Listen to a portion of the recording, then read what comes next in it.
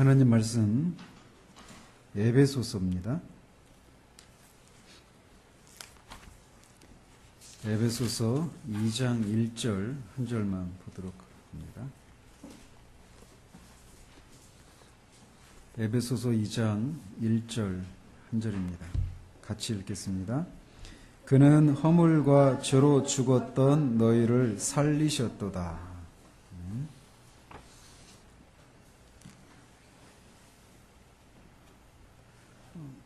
죄로 인해서 어둠 가운데 있는 죄인들을 구원하시기 위해서 참 빛이신 하나님의 아들이 이 땅에 오셨어요. 그리고 우리를 그 어둠 가운데서 건지시기 위해서 죄 문제와 의의 문제를 모두 해결하셨다는 얘기를 어제 저녁에 살펴보았습니다. 죄 문제는 어떤 거죠? 우리가 하나님께 죄값을 치러야 되는데 그거를 대신 속해 주셨어요. 그리고 하나님이 우리를 향해서 진노하고 계시는데 그 진노를 풀어 주셨어요. 그리고 하나님과 우리 사이에 화해를 이루어 주셨어요. 의의 문제는 뭐죠? 우리가 하나님의 율법을 지켜 영생을 얻을 수 있는데 그거를 예수님이 대신 율법을 다 지켜주시고 그걸 우리에게 주신단 말이에요. 자, 이런 일들을 죄 문제와 의의 문제를 참 빛이신 하나님의 아들이신 예수 그리스도께서 그의 십자가에서의 죽으심과 다시 사심 그리고 이 땅을 살아가시면서 율법을 지키시는 삶을 통해서 모든 것을 다 이루어 놓으셨어요. 근데 이게 말씀드린 것처럼 이거는 우리 밖에서 이루어진 일이란 말이에요. 근데 실제로 우리 안에는 변화가 일어났어요? 안 일어났어요? 아무런 변화가 안 일어났어요. 어떤 상태죠? 그러면 우리는? 처음에 어제 그 오후에 살펴본 것처럼 처음에 그 상태 그대로예요. 죄로 인해서 우리는 철저히 어두워져 있어요. 그래서 우리의 모든 영혼의 기능들이 다 영적인 것들을 분별하지도 못하고 그것들을 좋아하지도 못하고 하나님의 뜻을 행할 수도 없는 무능력한, 전적으로 부패하고 전적으로 무능력한 상태 가운데 있어요. 여전히 하나님을 대적하는 마음을 가지고 있어요. 우리는 말이죠. 여전히 예수님이 이루어 놓으신 그 일들의 가치를 알아보지 못해요. 이해를 못해요. 그리고 우리의 마음이 변화가 일어나지 않았기 때문에 하나님의 뜻을 행할 수도 없어요. 하나님이 우리를 그리스도를 통해 그리스도께서 하나님과 우리 사이를 화해를 이루어 놓으셨지만 그래서 하나님과 우리가 교제를 나눌 수 있도록 길을 열어 놓으셨지만 어때요? 우리는 여전히 하나님을 싫어해요. 마음이 두기 싫어요. 하나님과 교제하는 걸 할 수가 없어요. 마치 그림의 떡인 거예요. 다 이루어 놓았어요. 그렇지만 우리가 그걸 원하지도 않고 원할 수도 없고 할 수도 없다라는 거예요. 그래서 여전히 사람은 우리 안에 이 내면에서 그런 변화가 일어나야 우리 밖에서 이루어진 일들이 실제로 우리의 것이 될 수가 있단 말이에요. 그래서 주님은 하나님 아버지께서 이끌지 않으시면 아무도 자신에게 올 수 없다라고 말씀을 하신 거예요. 우리 친구들이 이렇게 우리의 상태, 우리가 인간이 이렇게 철저히 소망이 없는, 철저히 무능력한 그런 상태라고 하는 것을 정말 깊이 깨달을 수 있기를 바라요. 오늘 본문에서 구원받지 못한 사람의 상태에 대해서 죽었다라고 말을 해요. 너희의 허물과 죄로 죽었었다. 근데 그런 너를 살리셨다라고 말을 하고 있습니다. 여기서 죽었다라고 하는 것은 어떤 의미의 죽음이죠? 영적인 죽음을 말하는 거예요. 그래서 영적으로 죽어 있어서 영적인 것들을 이해할 수도 없고 영적인 것들을 사랑할 수도 없고 영적인 것들을 행할 수도 없는 그런 무능력한 상태를 말하는 거예요. 사람은 쓰러진 나무와 같아요. 그래서 누군가가 그렇게 쓰러진 나무와 같은 사람을 일으켜 세워주는 일이 일어나지 않으면 사람은 절대로 우리 밖에서 그리스도께서 이루어 놓으신 그 일들, 그 복음을 받아들이지를 않아요. 그 일을 위해서 성령이 반드시 역사하셔야 돼요. 그리고 성령을 우리가 소유해야만 그리스도를 통해서 하나님이 이루어 놓으신 일들이 우리의 것이 될 수 있어요. 그래서 하나님은 이스라엘 백성들에게 새로운 언약을 체결할 것이다라고 하는 약속을 해주셨어요. 새 언약이라고 하죠. 이 새 언약의 핵심적인 내용이 뭐냐면 영원한 죄사함을 해주시겠다라는 거예요. 영원한 죄사함을 해주시기 위해서 어떤 일을 하셨어요? 하나님이 그의 아들을 우리 대신 십자가에서 죽이신 거예요. 그래서 영원한 죄사함을 해주시겠다라고 하는 것이 새 언약의 하나의 핵심적인 내용이에요. 그리고 또 하나가 뭐냐면 뭐예요? 성령을 주시겠다는 거예요. 성령을 주셔서 너희들의 마음에 새 마음을 주시겠다는 거예요. 돌같이 딱딱하고 굳어있는 그 마음을 고기와 같이 우리의 살과 같이 부드러운 마음으로 바꿔주겠다는 거예요. 그리고 그래서 영적인 것들을 이해하고 영적인 것들을 사랑하고 하나님을 사랑하고 영적인 것들을 하나님의 뜻을 행할 수 있도록 해주시겠다라고 하는 것이 새 언약에서 하나님이 약속하신 거예요. 자, 그래서 영원한 죄사함을 위해서 필요로 하는 일들을 다 해놓으셨어요. 근데 여전히 우리 것이 아니에요. 그거를 우리의 것이 될 수 있도록 하시기 위해서 우리에게 필요한 일은 이제 성령이 우리에게 역사해 주시는 일이에요. 자, 오늘 본문에서 말하고 있는 것처럼 우리는 우리의 허물과 죄로 죽어 있다라고 말을 해요.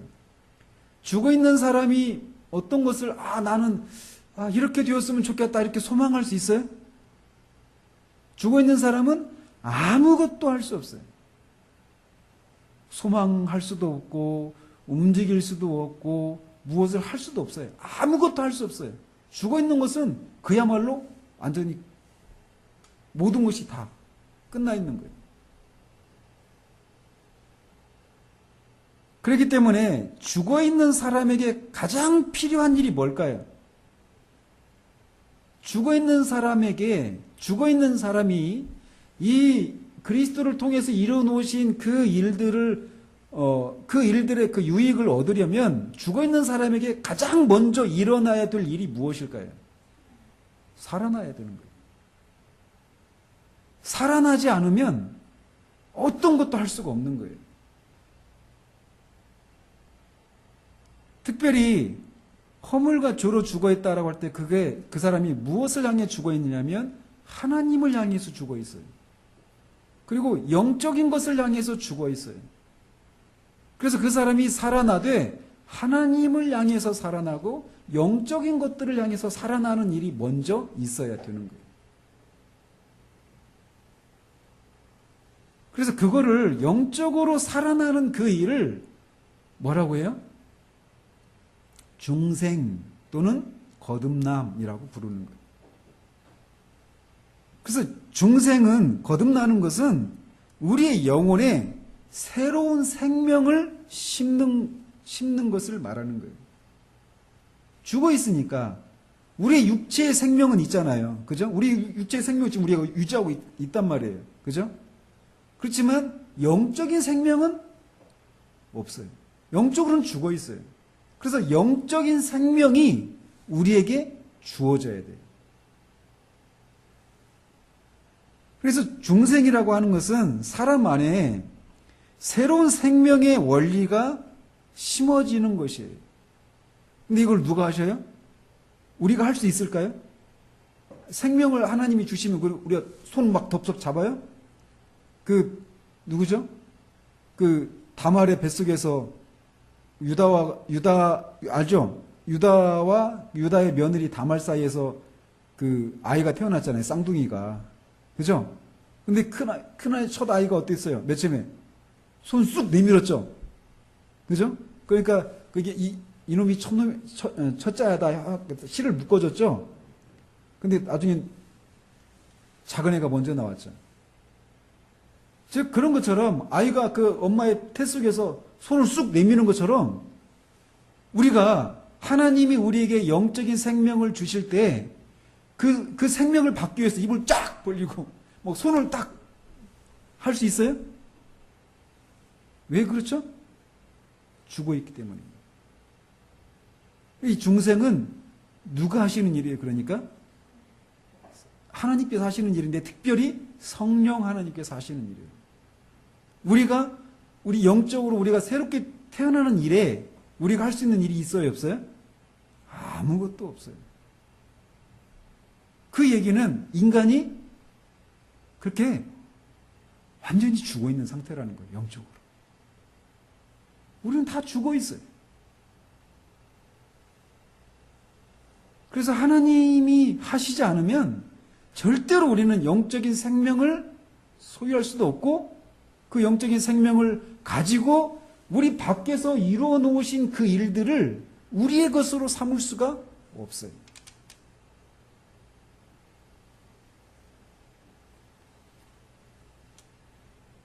그래서 이 중생을 하면 이제 어떤 일들이 일어나느냐면 거듭나면 어떤 일들이 일어나면 이 사람의 영혼에 영적인 이런 생명의 원리가 심어지고 우리 영혼을 지배하는 성향의 근본적인 변화가 일어나요. 자, 어제도 얘기했죠? 우린 전적으로 타락했다라고 할 때 우리의 지성과 감정과 의지 이런 것들이 다 그 전적인 타락의 영향을 받았다고 했죠. 예? 우리 영혼에는 일반적으로 5가지 기능이 있다고 얘기를 해요. 지성, 감정, 의지, 기억, 또 양심. 이 5가지 기능이 이제 영혼의 기능이라고 얘기를 해요. 그런데 영혼의 기능이 변화가 일어나는 게 아니에요. 중생을 한다라고 하는 게. 무슨 말이냐면 중생을 하면 IQ 100이었던 사람이 새롭게 거듭나면 갑자기 IQ 150이 되어서 멘사 회원이 되고 이런 거 아니에요. 네? 감정적으로 아주 풍부한 사람이 있고 그렇지 않은 사람이 있어요. 그런데 중생하면 갑자기 그 사람이 감정적으로 풍부한 사람이 되고 감정적으로 그렇지 않았던 사람이 감정적인 어떤 변화가 일어나는 게 아니에요. 즉 영혼의 기억에 기억력이 갑자기 막 좋아진다든지 어떤 영혼의 기능들 있잖아요. 지성, 감정, 의지, 기억, 이 양심이라고 하는 이 기능 자체에 어떤 변화가 일어나는 게 아니라는 거예요. 그 기능들의 능력의 변화가 일어나는 게 아니에요. 아시겠어요? 어떤 변화가 일어나느냐? 이 5가지 영혼의 기능을 통제하는 성향이라고 부르는 게 있어요. 성향. inclination이라고 하는데, 영어로. 그러니까 마음이라고 부를 수 있어요. 마음에. 그래서 이 영혼의 기능을 통제하는, 컨트롤하는 이 성향의 변화가 일어나는 거예요. 그래서 똑같은 지성을 가진 사람이 이제 그 지성을 가지고 예전에는 영적인 것들을 분별할 수 없었는데 이제 영적인 것들을 분별할 수 있게 돼요. 그 성향의 변화가 일어나니까 감정의 그런 변화가 일어나는 거예요. 그래서 영적인 것들, 하나님을 미워했던 사람이 하나님을 사랑하는 사람이 되는 거예요.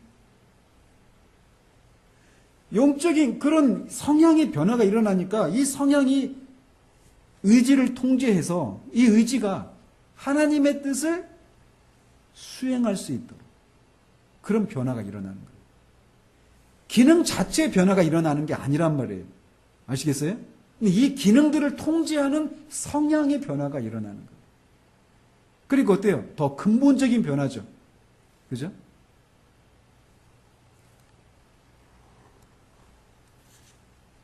이런 우리의 인격과 행위 그리고 그 영혼의 기능들을 사용하는 그 방식을 결정하는 그 성향에 하나님이 거룩하고 새로운 영적인 그런 원리들을 심어주시는 거예요. 이게 거듭나는 거예요. 따라서 이렇게 성향이 변화가 일어나기 때문에 전 인격에 영향을 끼치게 됩니다. 우리의 인격이 변화되는 건 아니에요. 근데 그 인격이 영향을 받는 거예요. 아시겠어요? 그리고 이 변화는, 거듭나는 것은 즉각적으로 일어나는 거예요. 자, 영적인 생명을 하나님이 심어주시는 거예요. 우리 성향에. 근데 생명이 우리 가운데 딱 들어갈 때 어떻게 일어나요? 어떻게 돼요? 생명이 들어간 다음에 이 생명이 한참 후에 그렇게 살아나요? 아니, 들어가는 순간 생명이 살아나는 거예요. 근데 그 생명이 있다라고 하는 것이 드러나는 것은, 나타나는 것은 시간이 걸릴 수도 있겠죠. 그죠? 어떤 사람은 그 영적인 생명이 심어지는 순간, 그 순간 곧장 그 사람이 새로운 영적인 생명을 받았다라고 하는 것이 드러날 수도 있어요. 어떤 사람은 그게 아주 뒤에 나타날 수도 있어요. 그러나 영적인 생명이 발생하는 거, 이거는 즉각적으로 일어나는 거예요.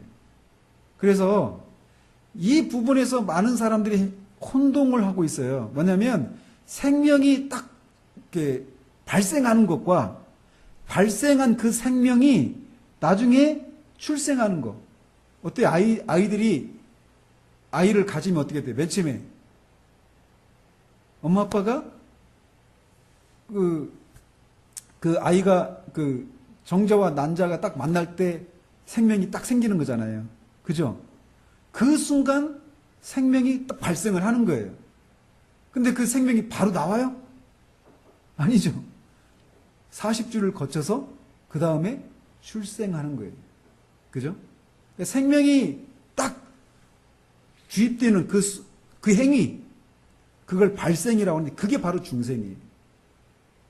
그리고 이 생명이 있다라고 하는 것이 겉으로 드러나는 사건, 이 출생이에요. 이거는 구분을 해야 된단 말이에요. 그래서 중생은 즉각적으로 일어나는 일이에요. 생명이 있든지 없든지, 그죠? 시간이 걸리는 일이 아니라는 거예요. 아시겠어요? 그리고 이 중생은 우리의 이 이해를 우리의 머리로 이해할 수 없는 신비한 그런 일이라는 것입니다. 즉, 하나님께서 우리 영혼에 직접적으로, 특히 그 성향이라고 부르는 거기에 직접적으로 역사하시는 일이에요. 우리 무의식의 영역에서 일어나는 일이에요.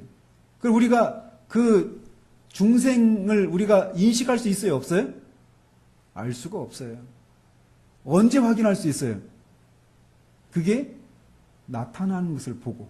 그죠? 그래서 예수님이 말씀하시잖아요. 니고데모하고 바람이 어디서 와서 어디로 가는지 알 수 없어요. 그죠? 그렇지만 나뭇잎이 흔들리고 이런 막 나무가 뿌리 펴지고 막 이런 것을 보면서 아, 바람이 부는구나. 이걸 확인할 수 있죠. 그런 것처럼 성령께서 우리 안에, 우리 영혼에 영적인 생명을 심어주시는 그 일 자체는 우리가 알 수 없어요. 그렇지만 성령께서 그 일을 내 안에서 하셨구나라고 하는 것을 나중에 되어져가는, 내 안에서 일어나는 그런 변화들을 보고 확인할 수 있게 된단 말이에요. 그래서 성령이 우리 안에서 영혼에 직접적으로 하시는 그 일을 우리는 이해할 수 없어요. 신비한 일이에요. 그리고 말씀드린 것처럼 그 일에 있어서 우리가 할 수 있는 게 없어요. 전적으로 하나님의 성령의 일이에요. 그러면 그렇기 때문에 중생, 거듭나는 것과 말씀과의 관계를 우리가 생각을 해봐야 돼요. 우리가 말씀을 사용해서 하나님 우리를 거듭나게 하실까요? 이 부분에서 아까 말씀드렸죠. 발생과 출생을 구분해야 된다고 그랬죠. 출생하는 과정에서는 말씀을 사용하셔요. 네? 근데 그 출생하는 과정, 그게 뭐예요? 거듭나는 게 아니라니까. 거듭나는 것은 발생하는 거예요. 생명이 발생하는 거예요. 출생은 발생된 그 생명이 겉으로 드러나는 거예요. 네? 그래서 아이가 출산하기 전에 어때요? 엄마 뱃속에서 생명이 발생되는 일이 먼저 있었죠. 그리고 나서 나중에 출생을 하는 거란 말이에요. 그죠? 그러니까 동사무소 가면 출생 신고를 해요? 발생 신고를 해요? 네? 출생 신고하죠? 네? 발생 신고는 할 수가 없어요. 그건 우리가 알 수가 없어.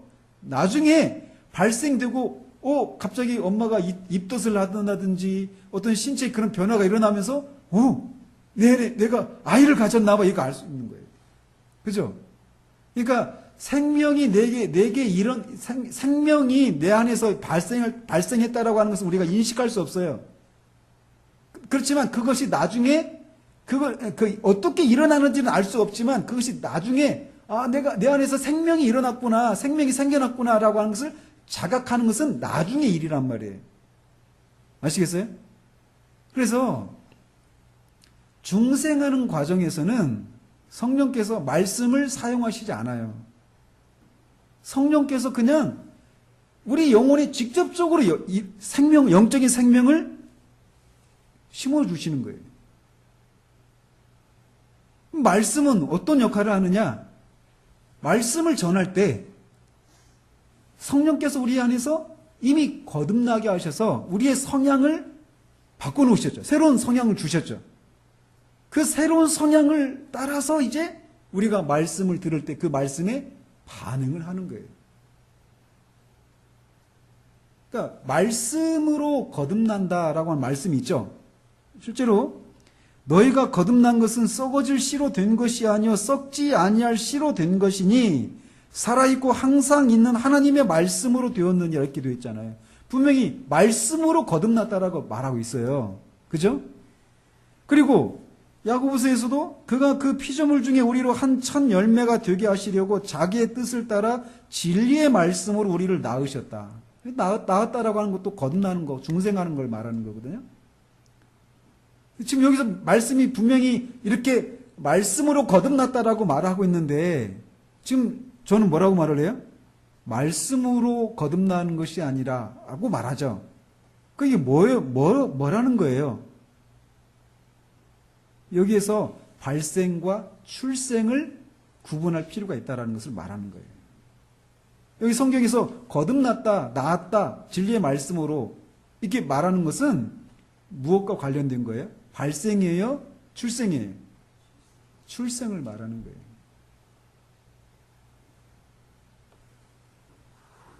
왜 이게 중요하냐면, 이를테면, 태어난 지 갓난 아이들 있잖아요. 그죠? 갓난 아이들,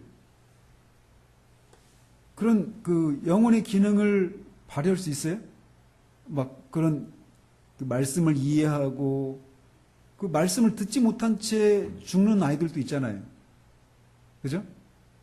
그런 아이들은 어떻게 돼요? 예? 우리가 믿는 바, 어제도 말씀드렸죠?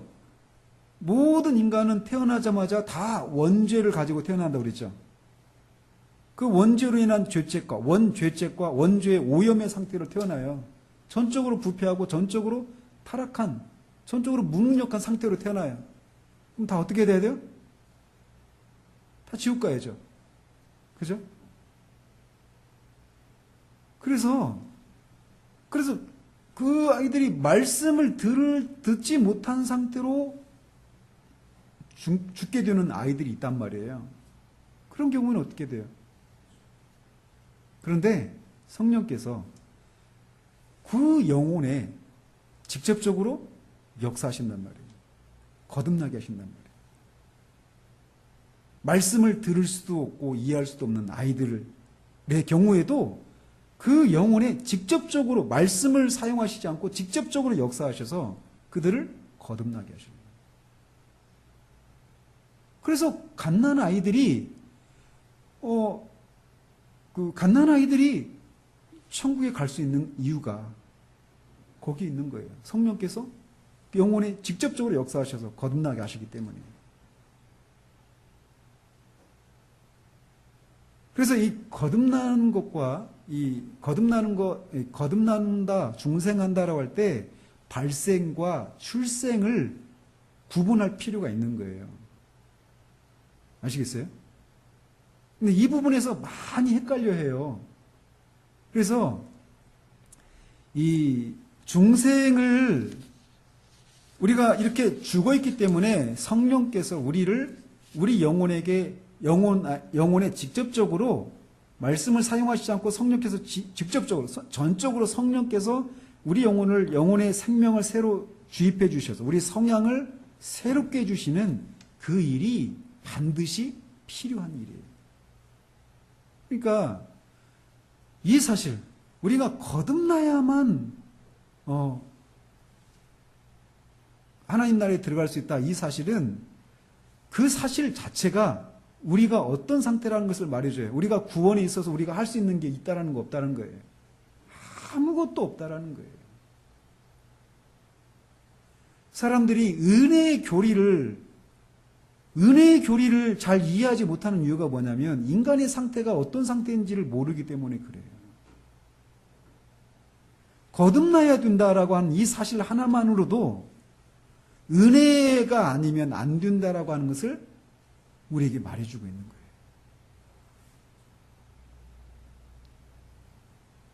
그래서 이렇게 중생은 우리 영혼에 성령께서 직접적으로, 자, 말씀을 들을 때는 어때요? 말씀을 들을 때는 우리가 우리 영혼의 기능을 사용하죠. 그죠? 우리의 지성과 감정과 의지가 그 말씀에 우리가 반응하는 거예요. 근데 중생은 그 영혼의 기능이 아니라 우리 영혼에 직접적으로 성향에, 새로운 성향을, 그 영혼의 기능들을 통제하는 성향을 새롭게 해주시는 거예요. 이 과정이 없이. 그러니까 우리가 인식을 못하는 거예요. 우리 이런 영혼의 기능 배후에 있는 이런 것들을 통제하는 그 성향의 마음에 역사하시는 일이기 때문에 그거를 우리가 인식을 못하는 거예요. 그 일이 일어나는 것을.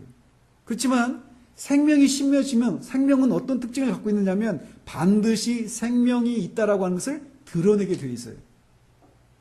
그래서 나중에 내 안에서 이런 일이, 이 성령께서 내 안에서 그렇게 새로운 영적인 생명을 심어주시는 이 일이 일어났다라고 하는 것을 확인할 수 있게 되는 거예요. 그래서 내가 내 안에 이렇게 성령께서 이런 새로운 생명을 심어주셨다라고 하는 것을 알 수 있도록 하는, 우리가 알아볼 수 있는 여러 가지 표지들을 성경은 우리에게 제시해주고 있어요. 특별히 그런 것과 관련된 성경이 있다라면 요한 1서예요. 그래서 우리 교회에서 처음으로 우리가 개척하고 설교했던 게, 강의했던 게 요한 1서였어요.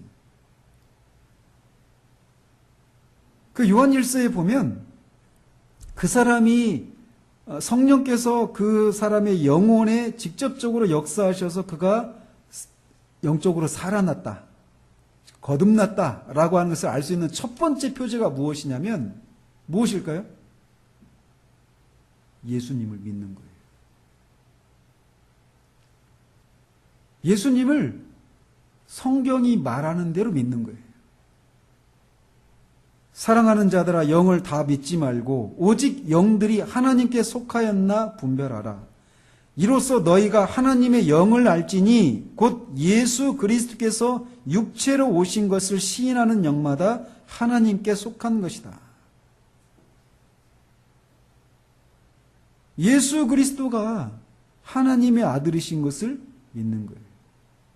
예수 그리스도가 삼위 하나님의 제2위이신 성자 하나님이시라는 것을 믿어요. 그리고 그분이 이 땅에 육신을 입고 왔다라고 하는 것을 믿어요. 그리고 그분이 한 인격 안에 신성과 인성을 가지고 계시다라고 하는 것을 믿어요. 성경이 말하는 대로 예수님의 인격에 대해서 믿는 거예요. 그리고 그 예수님이 아니고는 아무도 구원받을 수 없다라고 하는 것을 믿어요.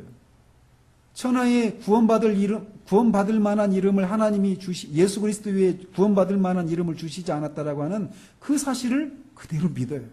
그래서 예수님이 나의 유일한 구세주라고 하는 사실들을 믿어요. 뿐만 아니라 성령으로 아니하고는 누구든지 예수를 주시라 할 수 없다라고 하시는 이 말씀을 쫓아서 예수님이 나의 구세주이실 뿐만 아니라 그 예수님이 나의 주님이시다, 나의 주인이시다 라고 하는 것도 믿어요. 예수님을 성경이 말하는 대로 예수는 그리스도시요, 예수는 주시다라고 하는 것을, 예수는 구세주이시다라고 하는 것을, 예수는 하나님의 아들이시라고 하는 것을 믿어요. 왜냐하면 성령이 하시는 일은 예수님을 높이는 일이거든요. 그래서 예수님이 그런 분이라고 하는 것을 믿어요. 첫 번째로 그 사람이 중생했다라고 하는 증거가. 자, 또 두 번째 시금석은 뭐냐면 하나님을 우리가 그의 계명을 지키면 이로써 우리가 그를 아는 줄로 알 것이요. 또 하나님을 사랑하는 것은 이것이니 우리가 그의 계명들을 지키는 것이라. 그의 계명들은 무거운 것이 아니로다. 성령께서 우리를 거듭나게 하시면 나타나는 두 번째 표제가 뭐냐면 하나님의 계명을 지키고 사랑하고 그것을 지키는 일들이 일어나기 시작하는 거예요. 왜요?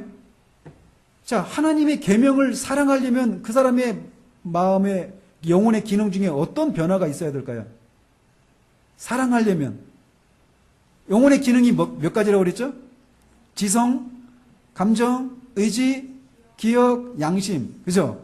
근데 하나님의 계명을 사랑하려면 그 영혼의 기능에서 어떤 부분이 변화가 일어나야 돼요? 감정의 변화가 일어나야 되는 거예요. 그죠? 계명들을 사랑해요. 근데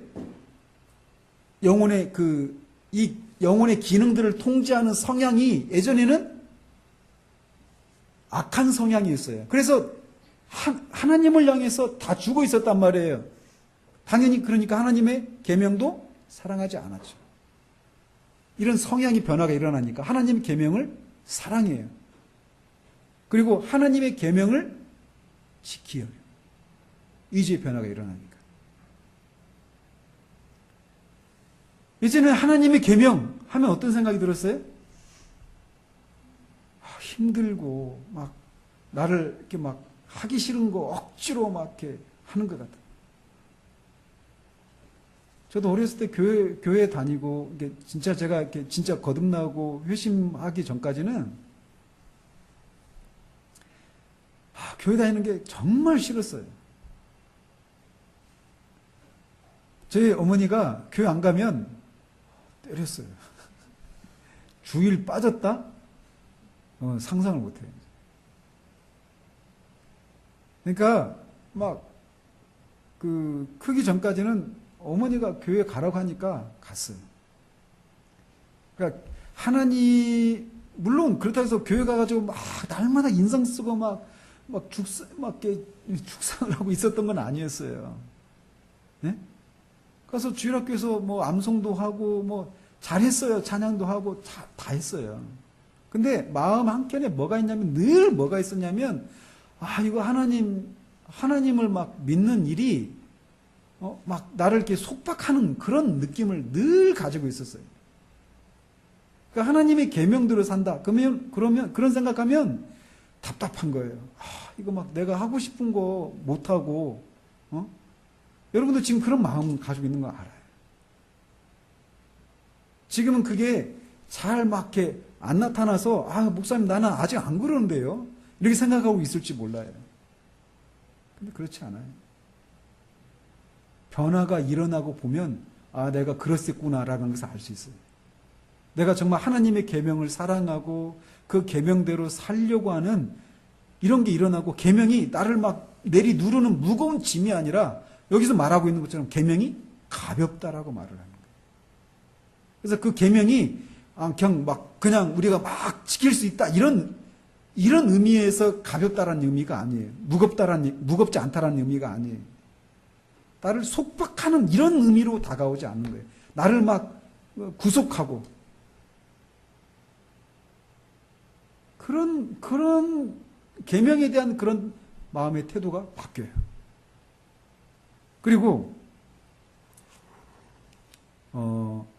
우리가 거듭났다라고 하는 또 다른 증거는 뭐냐면 우리가 성령을 받은 것을 통해서 알 수 있어요. 거듭나잖아요. 그러면 우리가 성령을 받아요. 성령께서 우리를 거듭나게 하시잖아요. 그런데 거듭나게 하시고 성령은 우리 밖에 계시는 것이 아니라 우리 안에 계셔요. 이게 놀라운 일이에요. 이스라엘 백성들은 하나님의 계명을 하나님으로부터 받았죠. 율법을 받았잖아요. 어디에? 돌판에 자기 밖에 있었죠. 근데 그 이스라엘 백성들이 율법을 지켰어요? 못 지켰어요? 못 지켰어요. 하나님 어떻게 하신다고 그래요? 그 율법을 어디에 새기겠다고? 돌판이 아니라 너희 마음판에다. 마음에다 새기겠대요. 그러면서 성령이 그 일을 하시는 거예요. 그러면서 성령이 우리를 거듭나게 하실 뿐만 아니라 우리 밖에서 우리 영혼에게 직접 역사하셔서 그렇게 우리 영혼의 성향을 바꾸시는 일들을 하실 뿐만 아니라 그 성령이 우리 안에 거하시는 거예요. 거듭난 사람 안에는 성령이 이미 계셔요. 성령이 계시다는 걸 어떻게 알 수 있어요? 막 이상한 방언하고 그러면 알 수 있을까요? 아니면 물 위를 걷는 초자연적인 일들을 한다든지, 병을 낫게 한다든지, 이런 걸 통해서 알 수 있을까요? 성령을 가지고 있다라고 하는 첫 번째 증거가 뭐냐면, 우리에게 주신 성령으로 말미암아 그가 우리 안에 거하시는 줄을 우리가 아느니라, 이렇게 말하고 있어요. 그러면서 성령님이 우리 안에 계시다라고 할 수 알 수 있는 첫 번째 증거가 뭐냐면, 이 하나님을 이렇게 말해요. 갈라디아서 4장 6절에서 하나님이 그 아들의 영을 우리 마음 가운데 보내사 아빠, 아버지라 부르게 하셨다. 성령님이 우리 안에 계실 때 하나님이 우리에게 아버지로 하나님을 인식하고 아버지의 그 관계를 우리가 누리고 있게 되는 일이 시작되는 거예요. 자, 여러분, 그러면 이렇게 생각할 수 있어요. 여러분이 나는 하나님 아버지 이렇게 부르는데요. 부를 수 있어요. 그런데 저는 이게 제 안에서 그런 일이 일어나고 정말 너무나 분명한 변화가 일어나는 게 이거예요. 하나님을 아버지로 알고 있는 거예요. 그래서 제가 그때는 이런 교리적인 이런 지식이 없었기 때문에 없어서 잘 몰랐었어요. 근데 분명한 것은 제 안에서 그렇게 하나님을 아버지로 내가 인식하고 있다라는 거예요. 하나님이 아버지예요. 하나님이 나의 주인이시고 이런 사실이 변화된 건 아니에요. 근데 그 아버지로서 하나님을 막 사랑하고 하나님 앞에 내가 하나님의 뜻대로 살지 못하는 그런 때에도 하나님이 나의 아버지예요. 아빠예요. 나를 그래서 책망하시고 나를 꾸짖으시고 그래도 여전히 나를 사랑하시는 아빠라고 하는 사실이 있는 거예요. 그래서 제가 직장에 다니면서 그때는 몰랐어요. 왜 그런지 몰랐는데 직장에 다니면서 신우유라고 하는 게 있었어요. 직장 내에 이제 크리스찬들의 그 모임이 있었는데 거기서 이제 제가 설교를 한 적이 있어요. 그러면서 저는 사람들이 하나님을 아버지로서는 잘 모르는 것 같다. 이런 얘기를 했거든요. 근데 그게 사실은 제가 성령을 거듭나서 성령님이 제 안에 계시기 때문에 하나님을 아버지로 인식하고 할 수 있었기 때문에 제가 그런 생각 하는 거예요. 근데 주변에서 보니까 그리스도인이라고 하는 교회를 다니는 사람들 안에서도 보니까 하나님을 아버지로 알고 있지 못하는 사람들이 많은 거예요. 사실은 거듭나지 못한 사람들이에요. 그 사람들 교회 안 다니는 사람이냐? 아니요. 교회 다니고 있어요. 기도도 하고 있고 예배도 드리고 있고 기독교인의 삶을 살고도 있어요. 근데 하나님을 아빠, 아버지로 몰라요. 근데 거듭나면 성령을 받는데 우리가 성령을 받았다고 하는 가장 강력한 증거가 뭐냐면 이거예요. 하나님을 아빠, 아버지로 아는 거예요. 그래서 이 하나님이 우리 아버지라고 하는 느낌과 의식이 우리 안에 존재하기 시작해요. 그 또 하나 요한일서에서 말하고 있는 게 뭐냐면 우리는 형제를 사랑함으로 사망에서 옮겨 생명으로 들어간 줄을 안다라고 말하고 있어요. 형제를 사랑해. 그러니까 엄마 아빠에게서 난 형제들이 아니라 그리스도를 통해서 성령을 통해서 난 하나님으로부터 난 형제들을 사랑해요. 자, 하진이하고 하연이하고 하진이가 하연이 오빠인 걸 알죠? 어떻게 알아요? 막 DNA 검사해가지고 알아요? 어떻게 알아요? 그냥 알아요. 네? 그냥 안다고.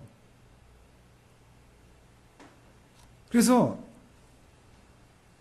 그 형제 간에는 어떤 게 있어요? 다른 가족들, 다른 사람들과는 다른 그 독특한 그런 게 있죠. 네?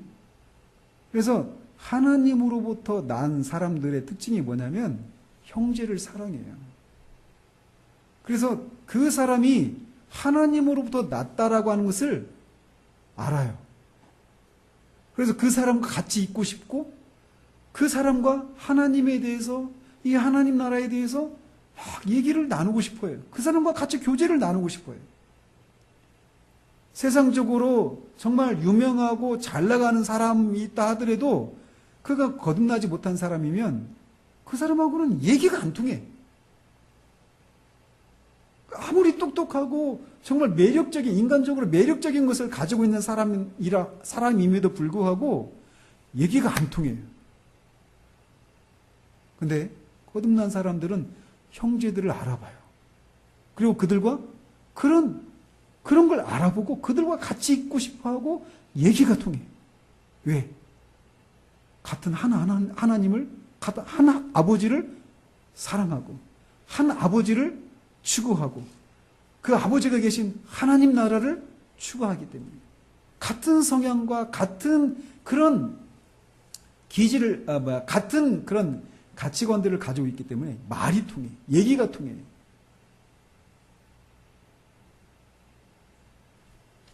이렇게 형제를 사랑하는 걸 통해서 내가 거듭났다라고 해서 확인할 수 있어요. 요한일서에서 제시하고 있는 시금석들이 그런 것들이에요. 뭐라고요? 예수 그리스도를 아는 거예요. 그 다음에 계명을 지키고 사랑해요. 또 성령을 소유했어요. 근데 성령을 소유했다는 증거가 뭐라고요? 하나님을 아빠, 아버지로 느끼고 인식한다라는 거예요. 그리고 형제를 사랑해요. 이 요한일서에서 제공하고 있는 그 사람이 거듭났다라고 해서 알 수 있는 표지예요. 그런데 또 다른 성경에서도, 다른 성경들에서도 거듭난 사람들의 이 표지를, 여러 가지 표지들을 제시하고 있어요. 이를테면 갈라디아서 5장 17절에 육체의 소욕은 성령을 거스르고 성령은 육체를 거스르나니 이 둘이 서로 대적함으로 너희가 원하는 것을 하지 못하게 하려 합니다. 즉 거듭난 사람들 안에는 누가 계시다고요? 성령님이 계셔요. 성령님이 왜 계실까요? 우리 안에 계시면서 그냥 가만히 그냥 앉아 계실까요? 성령님이 앉아 계신다 이런 표현도 적합한 표현이 아니죠. 왜? 성령님은 영이시니까. 성령님 우리 안에 있으면 막 마음이 뜨거워져요? 뭔가 어떤 물질이 막 우리 안에 들어와가지고 뭔가 이렇게 성령님 계신 것 같이 뭔가 걸려요? 느껴지지 않아요. 영이시니까. 그런데 뭐가 있냐면 성령님이 안에 계시면 뭐 하기 위해서 우리 안에 계실까요? 우리를 거룩한 사람으로 만들어 가시는 일을 하시는 거예요. 예? 거룩한 사람으로 만들어 가시기 위해서 성령님 우리 안에 계셔서 진리를 깨닫게 하시고 우리를 그리스도에게로 인도하시고 우리를 가르치시고 그렇게 거룩함을 이루어 가도록 하시기 위해서 우리 안에 계시는 거예요. 무엇으로? 어떤 자격으로? 우리를 통치하시는 왕의 자격으로, 주인의 자격으로 안에 계시는 거예요. 그러면 그렇게 우리 안에 그렇게 새로운 성령님 우리 안에 계셔요. 그리고 또 여전히 아까 말했죠. 우리가 거듭나면 우리 인격이 바뀌어요? 우리 영혼의 기능들이 바뀌어요? 우리 육체가 바뀌어요? 키 작은 사람이 갑자기 키 커져요? 그건 아니에요. 우리 육체가 원하는 그런 소욕들이 바뀔까요? 아니, 그대로 있어요. 그래서 이 성령님이 계신 사람은 어떤 일이 일어나냐면 그 안에서 막 갈등이 일어나는 거예요. 싸움이 일어나요. 육체의 소욕을 쫓아서 막 살고 싶은 그런 욕구와 함께 그것을 거스르는 또 다른 거룩한 욕구가 우리 자신 안에서 싸우고 있는 것을 경험하게 되는 거예요. 그래서 거듭난 사람들은 이 두 세력이 자기 안에 있는 것을 느끼고 오히려 그전에는 경험하지 않았던 그런 싸움을 경험하는 거예요.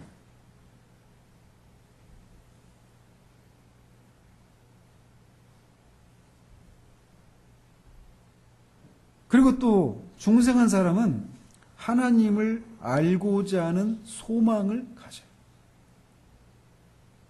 앞에 말했죠. 성령을 소유한다고 그랬죠. 성령을 소유했다라는 가장 대표적인 증거가 뭐라고요? 하나님을 아빠, 아버지로 안다고 그랬어요. 자녀는 부모를 알고 싶어 하는 것이 자녀의 본성이에요. 생각해 보세요. 그런 자녀와 부모 관계 한번 생각해 보세요. 부모에 대해서 자녀가 아무런 관심이 없어. 그냥 부모는 밥 해주고 돈 벌어다 주는, 빨래 해주고 그렇게만 알고 있어. 그런 관계 얼마나 끔찍해요. 그죠? 근데 거듭난 사람들은 성령님이 그 안에 계셔서 그 성령님이 계시다는 가장 강력한 증거가 하나님을 아빠, 아버지로 아는 거예요. 그래서 그 사람의 특징이 뭐냐면 하나님을, 아버지 되신 하나님을 알고 싶어하는 그런 마음의 욕구가 일어나는 거예요. 그 아버지 되신 하나님이 주시는 어떤 복 자체가 아니라 하나님 그 자신을 알고 싶어하는 그 욕구가 일어나는 거예요. 그리고 이 갈망은 언제까지 지속될까요? 영혼 속에서도 있어요. 그래서 그 사람이 거듭나고 나면은 그 이전에 없었던 하나님을 향한 그리움, 갈망 이게 생겨나요. 늘 눈물이 있어요. 정도의 차이는 있지만 하나님을 더 알고 싶은 하나님 자신을 그런 목마름과 이 주림이 있어요. 그리움이 있어요. 여러분들이 이런 면에서 여러분들을 보시라는 거예요. 네? 그리고 또 뭐가 있냐면 죄를 미워하고 의에 대해서 줄이고 목말라요. 거듭나지 않은 사람들은 죄라고 하는 개념을 하나님과의 관계에서 생각하지 않아요. 그 사람들도 죄를 짓지 않으려고 하죠. 거듭나지 않은 사람들도. 왜 그럴까요? 죄를 지으면 벌 받을까 봐. 또 죄를 지으면 자신의 명예가 더럽혀질까 봐. 그래서 그 거듭나지 않은 사람들도 자기가 정해놓은 그런 삶의 규칙을 따라서 죄를 짓지 않고 선하게 살려고 하는 사람들이 있어요. 그래서 언뜻 보면 거듭나지 않은 사람이 거듭났다고 하는 사람보다 더 도덕적이고 더 선한 삶을 사는 것처럼 보일 때도 있어요. 근데 차이가 무엇이냐면 죄라고 하는 것을, 죄가 뭐라고 그랬죠? 하나님의 법을 어기거나 하나님의 법 요구하는 것에 부족한 거예요. 즉 죄는 하나님을 떠나서 생각할 수가 없거든요. 거듭나지 않은 사람들은 죄를 하나님과의 관계에서 죄를 짓지 않으려고 하는 것이 아니에요. 그리고 그 죄가 얼마나 하나님 앞에 혐오스럽고 끔찍하고 비참한지를 몰라요. 근데 거듭난 사람들은 죄를 그렇게 인식해요. 내가 죄를 지으면 하나님의 마음을 아프게 드리는 거예요. 그래서 죄를 짓지 않으려고 해요. 죄를 지을 수 있어요. 거듭난 사람들도.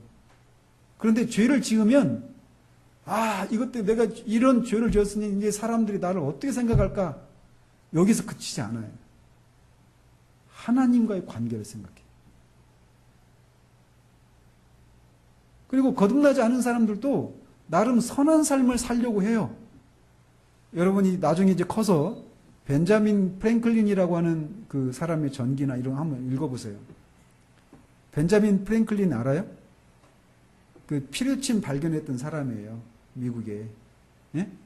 근데 그 사람이 그 당시에 제가 얘기 많이 하죠. 조지 휘필드라고. 휘필드 목사님 얘기 많이 들어봤죠. 이름. 들어봤어요? 안 들어봤어요? 조나단 에드워즈 들어봤어요? 안 들어봤어요? 그 당시 조나단 에드워즈, 휘필드 이분들이 다 동시대 사람들이에요. 휘필드는 영국 사람이었고 조나단 에드워즈는 미국 사람이었어요. 벤자민 프랭클린은 미국 사람이었어요. 근데 휘필드 목사님이 미국에까지 가서 막 복음을 전하고 했거든요. 근데 그 휘필드 그 목사님이 전한 그 집회에 벤자민 프랭클린도 갔어요. 그 말씀도 듣고 막 그랬어요. 교제도 했어요, 둘이. 그리고 편지를 주고받고 휘필드 목사님이 그 벤자민 프랭클린을 위해서 기도하고 프랭클린도 알았어요. 휘필드가 자기의 그 구원을 위해서 기도하고 있다라는 것을. 어느 편지에 보니까 프랭클린이 그 휘필드한테 보낸 게 휘필드 목사님의 그 기도가 아직은 응답이 내게서 아직 이루어지지 않은 것 같다고. 아직 구원받지 못했다라는 거죠. 결국 그 사람은 구원받지 예수님을 영접하지 않았어요. 마지막까지. 근데 그 프랭클린이 그리스도인이 아니란 말이에요. 그런데 그가 얼마나 철저하게 그 삶을 살아냈는지 몰라요. 정말 철저하게. 선한 삶을 살았어요. 그런데 아까 죄도 하나님과의 관계에서 헤아리지 못한다고 그랬죠. 거듭나지 못한 사람은. 근데 선에 대한 개념도 마찬가지예요. 그들은 그렇게 도덕적이고 선한 삶을 살려고 해요. 그런 사람 많잖아요, 세상에. 그죠? 근데 그들과 거듭난 사람이 달라요, 근본적으로. 거듭난 사람은 의를 추구해요. 적극적인 의, 거룩해지고 싶은 그런 것을 추구해요. 그리고 그리스도를 닮으려고 해요. 이런 면에서 거듭난 사람과 거듭나지 않은 사람이 달라요. 죄를 미워하고 의에 대해서 줄이고 목말라요. 거듭난 사람은. 이런 걸 가지고 우리는 내가 거듭났는지 거듭나지 않았는지를 알 수 있어요. 그런데 그러면은 거듭나는 것도 성령의 일이시고 그래서 우리가 아무것도 할 수 없어요. 그죠? 그러면 우리가 하나님의 아들이신 분이 우리 밖에서 이루어 놓으신 그 죄 문제, 의의 문제, 그 모든 것을 해결하셨고 그거를 다 이루어 놓으셨는데 그거를 우리가 누릴 수 있기 위해서는 성령께서 우리를 거듭나게 하셔야 된단 말이에요. 그죠? 그러면은 거듭나게 하는 것도 우리가 어떻게 할 수가 없는 거라면 우리는 어떻게 해야 되는가? 어떻게 해야 될까요? 거듭나게 하실 때까지 가만히 있어요? 어떻게 해야 될까요? 거듭났다라고 하는 것이 언제 확인이 될까요? 언제? 예? 예? 중생할 때? 안 들려요. 예? 크게 말해봐. 뭐라고요? 출생. 그러니까 그 출생이 뭐예요? 거듭나는 건 발생이라고 그랬잖아요. 그렇죠. 거듭나는 게 나타나는 게 출생이에요. 근데 그게 언제 나타나요? 이런 때예요, 이런 때. 네? 자, 예수님이 그렇게 하셨습니다. 우리는 그렇게 어둠 가운데 있는데 빛이신 하나님의 아들이 오셔서 우리를 빛으로 인도하시기 위해서 그 모든 필요한 일들을 다 하셨습니다. 그것을 믿으십시오. 라고 복음을 전하죠. 지금 여러분이 그걸 듣고 있잖아요. 들을 때 성령께서 우리 안에서 그 예수님을 믿으라고 부르는 그 부름을 효과 있게 하셔요. 그거를 뭐라고 하느냐면 효력 있는 부르심이라고 말을 하는 거예요. 우리 영혼 안에서 그렇게 그 예수님을 믿으라고 초청하는 그 부르심을 효력 있게 하시는 일들을 성령께서 하시는 거예요. 그럼 말씀을 전하는 사람이나 듣는 사람이나 뭘 기대해야 되느냐면 성령께서 이런 일들을 하시기를 기대하면서 말씀을 전하고 또 말씀을 듣는 거예요. 그때는 말씀을 사용하셔요. 말씀을 사용하셔서 누가? 성령께서 말씀을 사용하셔서 그 예수님을 믿으라고 초청하는 그 부르심이 효력이 있게 열매를 맺히게 하시는 일들을 하시는 거예요.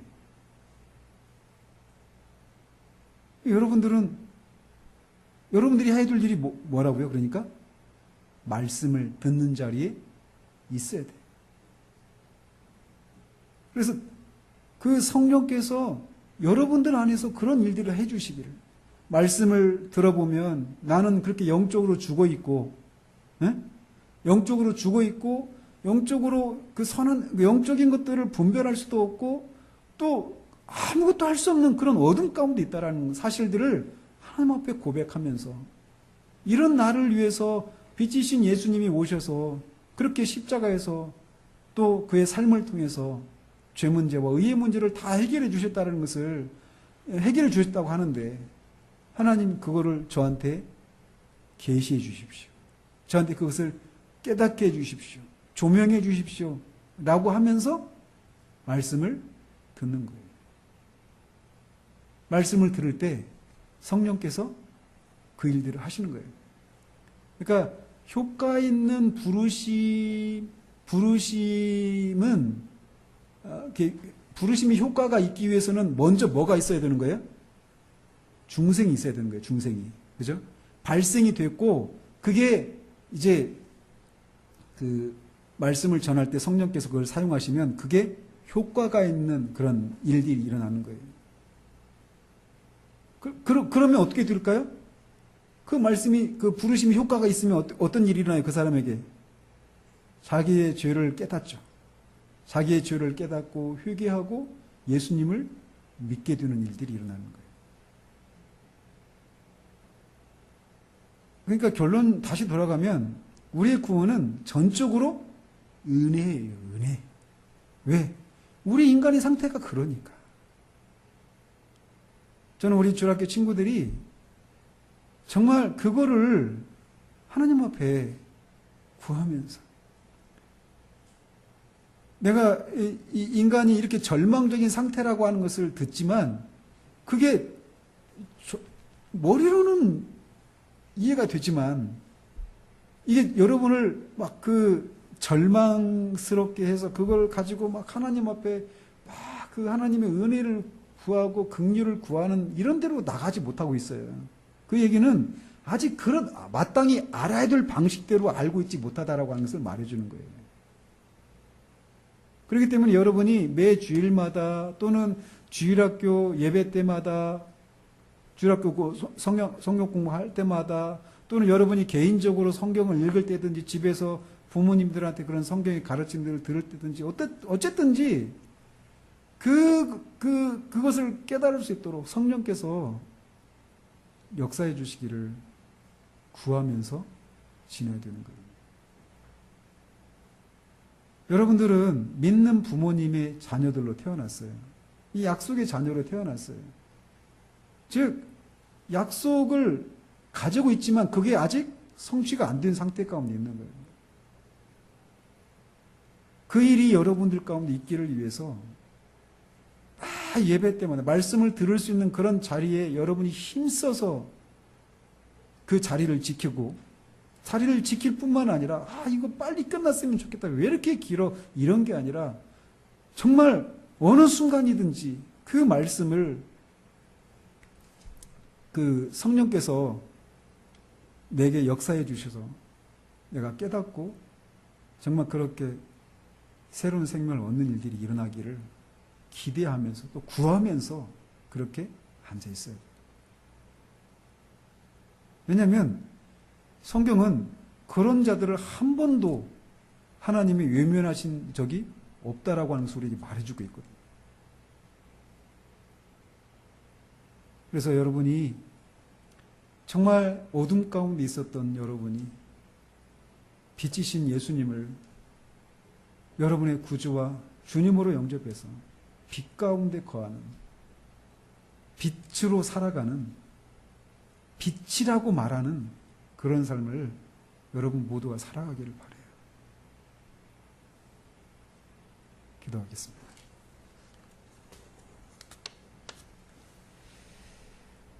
하나님 아버지, 말씀을 전했습니다. 말씀에서 말씀하고 있는 것처럼 우리가 이렇게 영적으로 죽어있는, 전적으로 타락하고 전적으로 무능력한 상태 가운데 있는 사람들이기 때문에 성령께서 우리 영혼의 생명, 영적인 생명을 넣어주시는 일이 일어나지 않으면 우리는 결코 영적인 것들에 반응할 수 없는 사람들인 것을 주님이 아십니다. 어머니, 우리 아이들이 정말 죽어있는 상태 가운데서 살아날 수 있도록 주의 성령님 저들 가운데 역사해 주셔서 그런 자신들을 위해서 예수님이 하신 일들이 무엇인지를 실제로 알게 하시고, 또 그런 일이 일어날 수밖에 없는 자신의 영혼의 상태들에 대해서 머리로만이 아니라 정말 그들의 전 영혼으로 깨달아 알 수 있도록 주님 도우시기를 소원합니다. 그래서 정말 저들의 인생의 이런 시기에 저들의 창조주 하나님을 알고 예수님이 이루어 놓으신 그 화해의 길을 쫓아서 하나님과 막힘이 없는 교제를 나누는 가운데 참된 삶을, 인생을 살아가는 우리 아이들 될 수 있도록 주님 도와주시옵소서. 하나님 아버지, 보기를 원합니다. 정말 성령님이 이 일들을 하시는 것을 정말 보기를 원합니다. 그래서 우리 아이들로부터 하나님 합당한 존귀와 사랑과 영광을 받으시기를 소원합니다. 이 일이 정말 오직 은혜로만 되어진 일이라는 사실들을 우리가 알고 더욱더 우리 안에서 하나님의 은혜의 영광을 찬양하는 것이 더욱더 넘쳐날 수 있기를 소원하옵고 우리 주 예수 그리스도 이름으로 기도합니다. 아멘.